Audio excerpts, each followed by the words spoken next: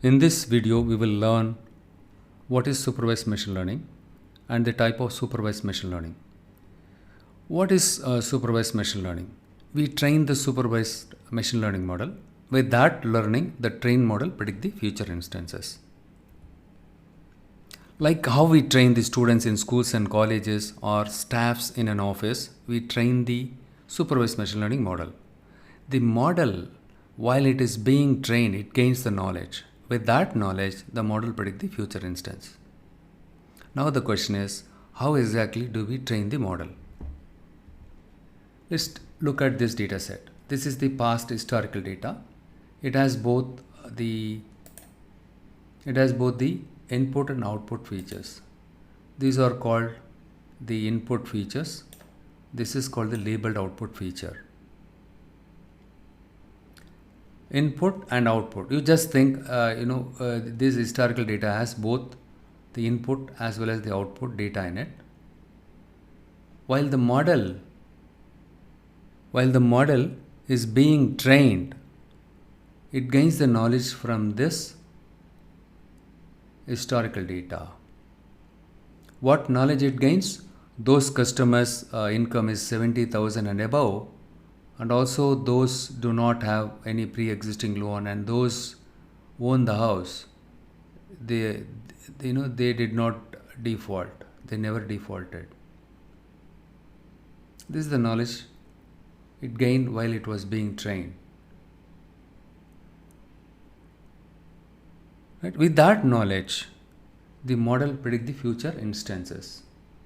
So in this case, there is a new customer. Let's say a new customer applied for a loan. This customer is completely different from these customers. He is the new customer to the bank. He is just now applied for a loan with this bank. This customer's income is 70,000. He has no pre-existing loan. He is owning a house. Now the model, with the knowledge gained from the past customers' data, it has to predict the class label for this new customer. When the customer applies for the loan, he feeds only these three columns related data in the online loan application.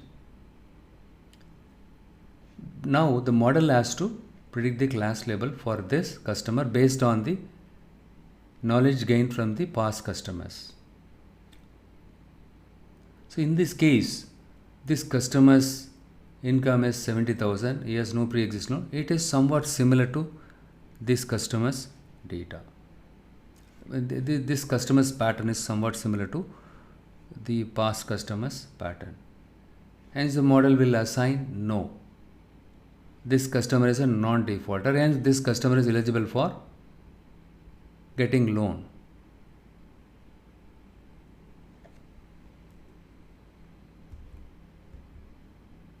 Next, we will try to understand the machine learning related terminologies. This is the given data. This is the data set. It is automobile claims data. These columns, starting from policy number 2 till the accident area, these columns are called as features in machine learning. This column is called the labeled output variable.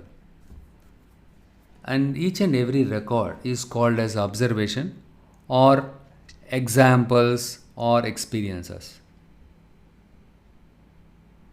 Some they call these columns as input feature or independent variables or predictor variables.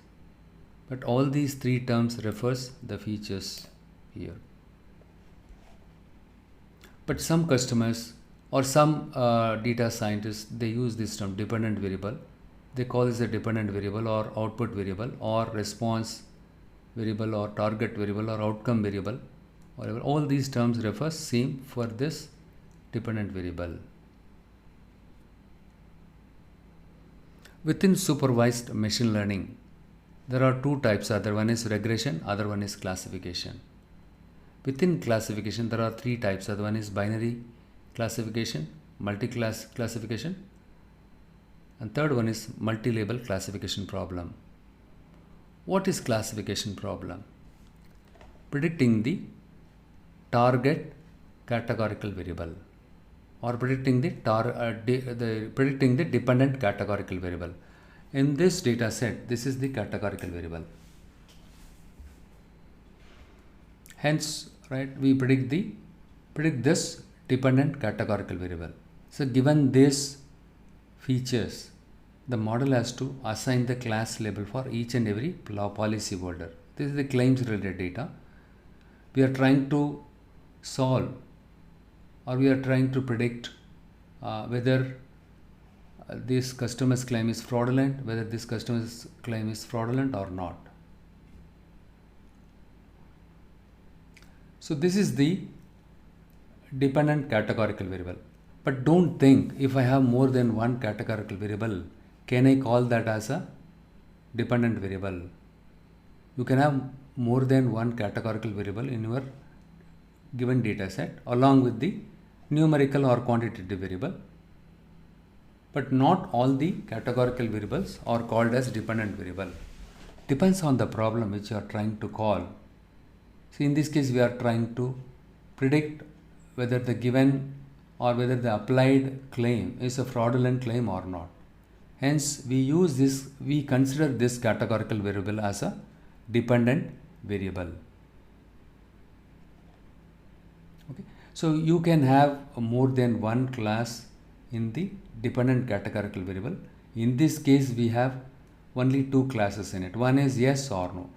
So whether this policy holder's claim is fraudulent or non-fraudulent, yes or no. Yes means they are fraudulent, the claim is fraudulent claim, and no means non-fraudulent, it is a genuine, the claim is a genuine claim. If the categorical variable, the target categorical variable or dependent categorical variable has only two classes in it, we call that as a binary class. Binary class. The classes are mutually exclusive here. For each instance, the model has to assign either yes or no. It cannot assign both. Predicting one of two classes. Right? Of these two classes, it has to predict either yes or no. But don't think the dependent categorical variable will have the class values as yes or no only.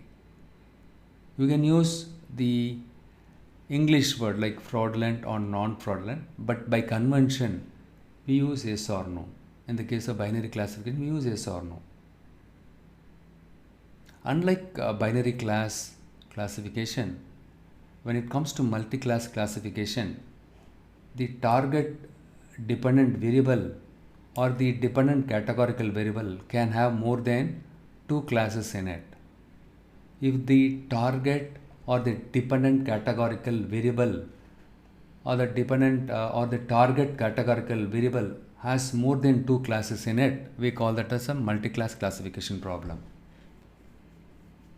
Even in the case of multi-class classification problem, the classes are mutually exclusive. The apples are different from orange, orange is different from pears. Let's say you are throwing a bunch of images to this algorithm. The algorithm has to classify which images are related to, which all images are related to pears and which images are related to orange, which images are related to apple. In this case, the target categorical variable has more than two classes in it. Right? Here also, the algorithm has to predict out of the, in this case we have three classes, apple, orange and pears. Out of the three classes, the model has to predict one class for each image.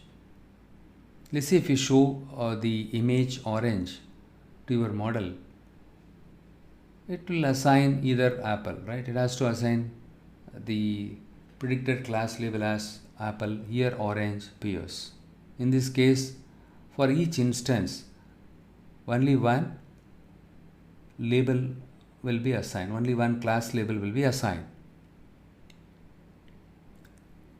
Supposing you're throwing a bunch of images which has cat, dog and tiger in it, your model has to classify which all images are related to cat, which all images are related to dog, which all images are related to tiger.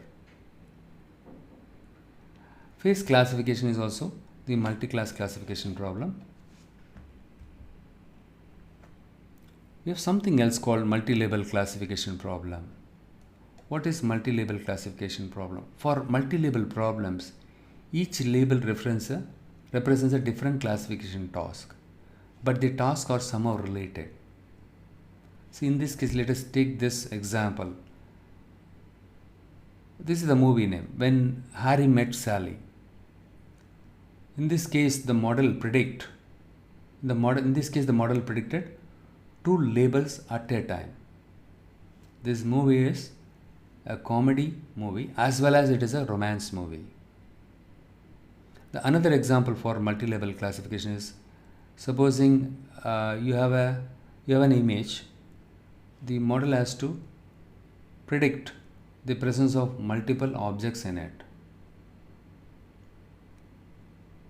So far we discussed about what is supervised machine learning and the classification problem, and also within the classification we discussed about three types: binary classification, multi-class classification, multi-label classification. Next we will see what is a regression problem.